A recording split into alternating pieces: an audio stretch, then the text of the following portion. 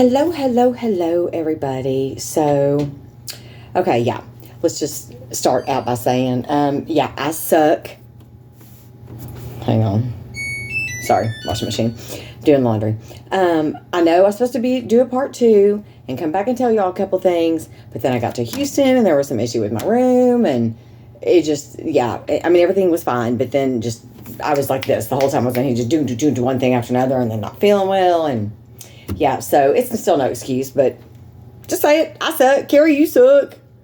You don't do what you say. You say you're going to come back. You don't come back. You come back days later. Okay, I get it. I'm horrible. So that was Tuesday. It's now Friday. And, I'm terrible. So just kind of bear with me because I'm doing laundry. And so I'm just going to kind of take y'all all over the house and the kitchen with me because I got to go tan in an hour. And then I got to go back over to JR's house. He's at work till 2:30, but he's going to come stay over here at my house this weekend. Usually I'm here at my house during the day, and then I stay at his house at night. Sorry, y'all, getting stuff out of the washer. But he's going to stay this weekend over here with me. I mean, we don't live like not even 10 miles apart, but anyway, so, but yeah. So, okay, so Houston was good. It was not an MRI month, so I didn't have that. I have my next MRI next month in October. But before I get to what I was going to tell y'all Tuesday, and I never did, and again, bear with me, I'm doing laundry. When I was at Houston, and some of you probably already know this if you're on my Facebook, but some of the doctors came to me and asked me if I would be willing to be a patient coordinator. Long story short, I'm not trying to toot my horn, just basically telling you what they told me. Because, of my story and my journey and, like for example, when I was diagnosed, I was given, less than 2 years. And now it's been like 4.5. And just because, I've maintained a positive attitude. I mean, not every day. I mean, I have bad days. We all do. But just things like that. The doctor was telling me that, she's like, we tell patients this every day. And she's like, but, it's totally different when it's coming from, somebody that's in their shoes, basically. Sorry, y'all. I know this is a horrible video, but it's the only way I'm going to be able to get this done with y'all and get laundry done. So, but anyways, and so, I was like, absolutely, like they must have read my mind or something. I've always been a people person. That's just my personality. I don't know a stranger. As my mother says, Carri's never known a stranger. And I don't. I walk up to homeless people that are sitting down and sit down on the concrete and, hey, you want some conversation? Do you mind if I sit down? You want some company? That's just me. I'd talk to a tree if it would talk back. Actually, I'd talk to a tree even though it don't talk back. But anyways. And so, and I said, absolutely, because it's like ever since I was diagnosed, and this may just sound kind of weird, but bear with me, I'll get this stuff started. But I literally feel like, almost like it's kind of become like my calling, By the way, I just have to show you all this because I think it's so cute. It's actually JR's laundry hamper, but it says wash me. And then look, y'all. It has this little top. I think it came from like Ross or TJ Maxx or somewhere. But when you put laundry in it, I just think it's so cute. Jacking it. And of course now I can't do it. There we go. It's got a top that goes over and folds over. So like if it's full or you don't want laundry to fall out or whatever. And then you drawstring it. I'm sure everybody's seen one of these. I'm apparently the only person that's just now seeing this, but I just thought I'd share that with y'all. But anyways, I was like, ooh, that's cute. I'm gonna make that mine. But anyways, and so I just kind of feel like it's kind of become my calling, and I remember being in that spot, and I know some of you are going through pretty much what I am or other things yourself, and you know what it's like, to be in a position where friends and family and loved ones and doctors are telling you, I understand, it's okay, but do you really though? And not that support is not helpful. Don't ever think that that's what I'm saying, because it's not. Oh my gosh. Every minute teeny tiny, whatever the smallest thing is, of support and love and understanding and compassion makes more than all the difference in the world. But when it comes from somebody that's like, I know what it's like to have those sick days. I know what it's like to feel like complete shit. I know what it's like to have days where you're just so damn angry and mad or scared or sad or whatever the case is. That makes a huge difference, you know. When I found my first brain tumor support group and started going to it, it was like, wow, like really? Like, okay, you too? Okay, so, oh my God, you do that too? So, man, so what do you do? How do you know? It was just like relief. That's the only word I can come up with, but it was helpful. It was relating. It was familiar. I don't know, a bunch of other words, but anyways. And so it was like, you know, because these people are walking in my exact same shoes. You know, my sister from another Mr. Kim, girl, you and I'm wearing the left one, you wearing the right one, honey. We're not even in the same type of shoes. We sharing the same damn pair. You know how our lives have been, from our weight loss surgeries, brain tumor, cancer, everything, girl. So I know you know, and I know a lot of y'all know. And even those of you who aren't going through a journey like this, like, don't ever think, oh, what's a good way to put it? Like, don't ever think don't think that like your support and your love is any less or any different because than the one that I'm getting from somebody that's going through exactly what I'm going through. Because, oh, no, not the case. The understanding is just different, you know. That's like a guy getting kicked in the nuts and me going, oh, bro, I understand. But do you? Do you? Okay, well, no, technically. I'm sure it hurts. It looks like it hurts, but, you know, I don't have Franks and beans, so for any of y'all that remember something about Mary, you know, the Franks and the beans. But anyways, so, you know, it's just the only example. I know that was the worst example I could come up with, y'all. My bad. I'm so sorry. That just sounds nasty, but that's the only thing, you know, kick a dude in the nuts and me go, oh, man, God, I know that hurt. And him go, really? You do? Okay, well, technically no, but by the look on your face, I'm going to say you did, you know, so, but yeah. And so, I'm just super excited. So they just basically thought I would be a perfect fit, wonderful candidate. I'm like, as long as, no offense, but I don't have to be there anymore and I'm already there. They were like, no, you can do it. I mean, unless you want to be. I'm like, no, I'm good. But pretty much on the days I'm there, the days I feel good, days I'm available, I don't really know how that works. So they're going to, you know, don't call us, we'll call you. They'll get back to me. So, so that was super, super, super cool. Let's see what else. Oh, okay. So, and I don't think that I've told y'all this. So if I have, though, please forgive me. But last Tuesday, so not like just a few days ago, you know, when Alexa, read notifications. One new notification from Amazon Shopping. Chocolate syrup will arrive today.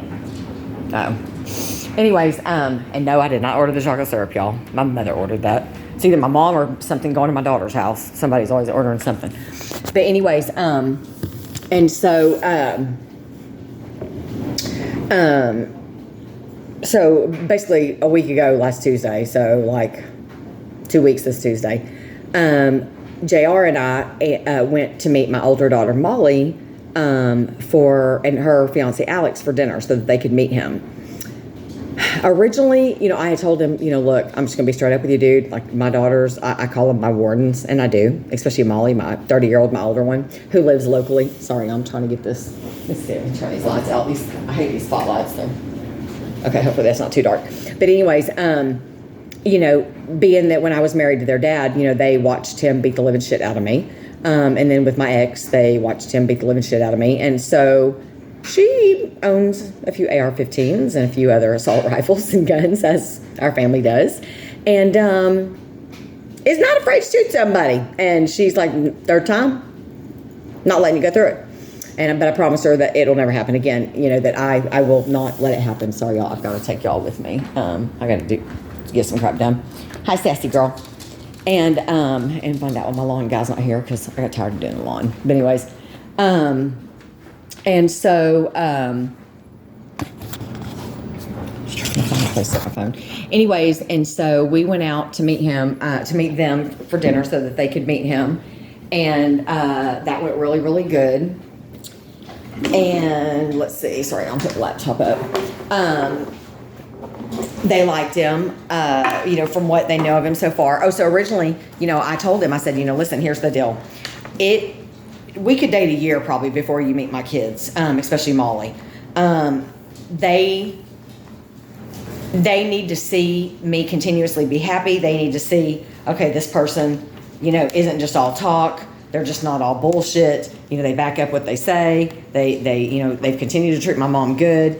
But then, you know, and he said, I'm totally fine with that. He said, they're your daughters and only you will know, you know, when the time is right. And I said, well, I really appreciate that. Even though I've already met his 3 sons. We went and spent the weekend with one of them. Well, they all live in the same town. But we drove the motorcycle out there one weekend. And I know his mom, his dad, his brothers, his sisters, his cousins, his nieces, his nephews. I pretty much know everybody.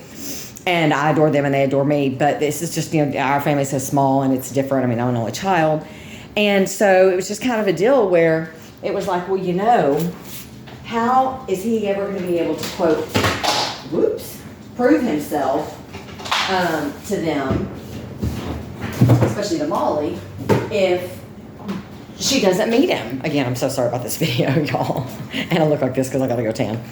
And so I just messaged her one day and said, you know, hey, just think about it, you know, but maybe we can do dinner or something. And a couple nights later, she was like, hey, what about tomorrow? And I was like, okay. But she told me, she said, just let him know I will kill him if he ever lays a hand on you. I mean, just let him know. I'm not even playing. I will not allow you to go through this a 3rd time. And I'm like, oh, he's well aware of that and he's not that type of man. Anyway, so long story short, he met one of the wardens, the main warden. And remember the assistant warden, Madison, my 27-year-old, she lives in Austin. But I guarantee you, as soon as we left dinner, Molly called and said, all right, so far. But she told JR, we were standing outside of the car, all of us talking. And she straight up told him, she said, I didn't even ask nothing. She just said, well, she said, you know, so far I don't get a bad vibe and, you know, you're all right. But basically, you know, I'm watching your ass. And I told him, and I said, dude, we could be together for 2 years and she's still going to be, that's my warden, you know. But the great thing about him is he was like, I don't blame her. That's exactly what she should do. And I'm like, wow, okay, thank you. You know, and so it's just, that was awesome. Anyway, so now the other thing I was going to tell y'all, and this is just kind of a bit of, probably nobody really cares, but it was crazy. So we have a date night every Friday night, JR and I. I mean, we're together every night, but like Friday night's like our official date night. Again, sorry this video sucks, y'all. And we were coming home from dinner. We had gone to this Italian bistro, Sammy's, and then ran by the grocery store. And we're coming home, and, you know, he lives out in the country. And you drive down this old farm market road, and then you turn left on his street. Literally, maybe 6 car lengths before we turn. Out of the blue, y'all. I mean, this is like 9:30, 10 o'clock at night. We see this motorcycle in midair. Now, mind you, we ride a motorcycle. We were in the car, though. In midair, flipping. Rear wheel over front, and motorcycle parts going everywhere down in this culvert, ditch, ravine, where depending upon where he lives, what you call it. And we're like, what in the hell? We never saw a motorcycle, never saw motorcycle headlights. We just see this big, it was an older, like a Ford Expedition coming towards us. We were going this way, and we saw it like turn like out of a street that came out, you know, we were driving on a country road, and then there's a street like out of a residential, but it's all, you know, big farmhouses out there. And we see it go to turn, well, the way they were coming left on that street. And then this motorcycle. And so I thought, okay, well, the motorcycle must have been parked. It broke down or something, and they turned too wide and they hit it. So we immediately pull over off the side of the road, and then I hear the girl get out of the passenger side of the SUV, and she starts screaming, he's under the car. We rolled over him like 3 times, and I'm like, oh, dear God, Jesus. And I look up, and originally here's the front of the SUV. His feet and his bottom half, he was like, the way he was laying, were like in front of the passenger or under the passenger, behind something tire, and his upper, he was in the front. Well, he got on his elbows and he did like this, and he drug himself to where he was this way, like in between the headlights out, and he's holding his hand up, and I can see blood, and I'm like, so I'm on the phone with 911. And I'm calling him, and I'm telling him, hey, it's right under the Johnson County water tower. Like, this girl rolled over. I mean, he rolled, and she drove over him. I thought it was an empty bike. So what we discovered happened, and then there's another girl freaking out, and she comes to get JR's phone. So I'm on my phone with 911. She's like, I've got my baby in the car. I don't know where my phone. So what ended up happening was, we're coming this way. Okay, we're going to go home. The girl that used JR's phone was in a little Honda CRV, and her whole driver's side was creamed. The Expedition or Explorer, whatever, actually it was the Expedition, was behind her. They were going to go around her, she said, because she said, apparently, because I was driving the speed limit, I wasn't going fast enough, and they tried to go around me. Well, as soon as they went to go around her, I guarantee you, they saw our headlights, they swerved, they slammed her driver's side with their passenger side, overcorrected, and when they did, that dude was sitting on his bike, and he would have turned left or right on the street, either gone left the way that those two vehicles were going, or if he would have turned right, he would have gone the way we were going, but he got creamed. Wow. And I'm standing out there, and so I tell him what happened, I tell him where it is, I tell him, mile markers, all that stuff. They're asking me, is he hurt? I'm like, yes, dude, like, I can see blood, like, yes. But he was coherent enough to ask them, can you find my phone? I need to call my wife. And I guess they never could find his phone. Dude, y'all, it knocked his helmet off his head. It knocked both his shoes off his feet. The dude, I was just like, we didn't ride the bike that whole weekend. Last weekend, we were like, no, we're good. And JR, I can't believe he rides a motorcycle still, because Molly, my older daughter, she had a wreck that she was literally killed in. She had to be care flighted in April 7th of 06. In July of 06, he wrecked a motorcycle that he owned, and he's got pins and rods and screws and plates in both of his legs, and always will. I'd be like, I don't know if I'm gonna get back on that bike after all that. But anyways, and so, but yeah, so it just, like, it messed us up, y'all. We were like, that's so, yeah, I don't know if we want to do all that. Anyways, and so, yeah, it was just horrible. And of course, because this is, old country, and I'm like, man, what is been taking them so long, dude? Like, what the hell, man? This dude needs help, like, now. But because it's so country that they don't, like, have their own fire department. It's all volunteers, so that people got to get together, get to the thing. So they finally get, because I told JR we're not leaving until I see medics and stuff. And, yeah, it was insane. So, at least we know he doesn't have any kind of a brain injury, hopefully, with, because he was talking, he was coherent, things like that. But that's just, yeah, man, it just shows you how freaking quick, like that. That's why I tell people all the time, dude, you ain't got to have cancer. You got an expiration date, too. Just because I have cancer or a tumor doesn't mean that you don't have one. We all get stamped when we're born, and only he knows. But anyway, so, yeah. So, I'm going to do patient advocacy thing. Sorry, I'm doing 1,000 things on my bad. And then I'll do my MRI next month. Trying to think what else. I know there's more, but yeah. So, but I hope everybody has had God, y'all, I'm getting so fat. I weigh like 130 pounds now, y'all. It's pathetic. And if another person says, but you've got 25 pounds of extra skin, I'm gonna punch them in the face. My scale doesn't say, oh, you weigh 130 minus 25, 105. No, my scale says, big bitch, get off. One at a time. That's what it says. It says, but anyways, so yeah, so I hope that y'all had a beautiful and blessed week. I hope everybody's having a wonderful, French Fry Friday. I'm telling y'all, since my dad died in March, like, shit's been off, y'all. Seriously. And I don't like it. I don't like it at all. But, so, because I was good, man. I was doing my videos every day. We had our Manic, which turned to Magnificent Monday, our Taco Tuesday, Wendy Girl, Taco Tuesday. We had our, what day is it? Mike. Day, Wednesday. And we had our Thankful Thursday, our French Fry Friday, our Saturday Catterday, and Sunday Fun Day. Now we got Carri's a lazy ass. Go figure. So, I'm trying though, y'all. I'm trying to get better about it. But, anyways, so, but yeah. So that's all. I just kind of wanted to update y'all on that stuff, even though it's nothing really, really exciting. And like I said, I know this video is horrible because I'm doing 100,000 things. I need to put a new, what you call these thingies?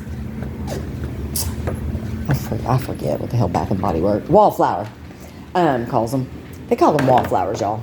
I got Sweet Pea. It's one of my favorite because it's strong. Sweet Pea. But anyways, so, yeah. So I'm going to go tan. In fact, I'm going to leave here in just a minute. And, by the way, so maybe somebody tell me this. I don't know if these are made because they're made in a different country. I don't even know if they are. I don't know. But you know how righty-tighty, lefty-loosey, okay? Why is it that these, when they unscrew, you turn them to the right to unscrew them? There we go, to the right. I don't know my left or my right apparently today. And then same thing, when you go to put them in the thingy, you know, normally you'd put it in and you would turn it to the right to tighten it. No, it's backwards. You turn it to the left. Why? How come? How come it's lefty-tighty, righty-loosey? And I'm for real. I'm being legit serious, y'all. Like, are they made in another country or something? Is that what it is? Is it, you know, kind of like those funky-ass chargers that people got to get for their phones? I don't know. I'm so Texas girl, y'all. I don't know. But anyway, so. But yeah, so that's that. So I'm going to bring this to a close for now so I can get a few more things done. And I'm going to try to get JR. In fact, I'm going to get JR on film this weekend. He probably ain't going to like it, but...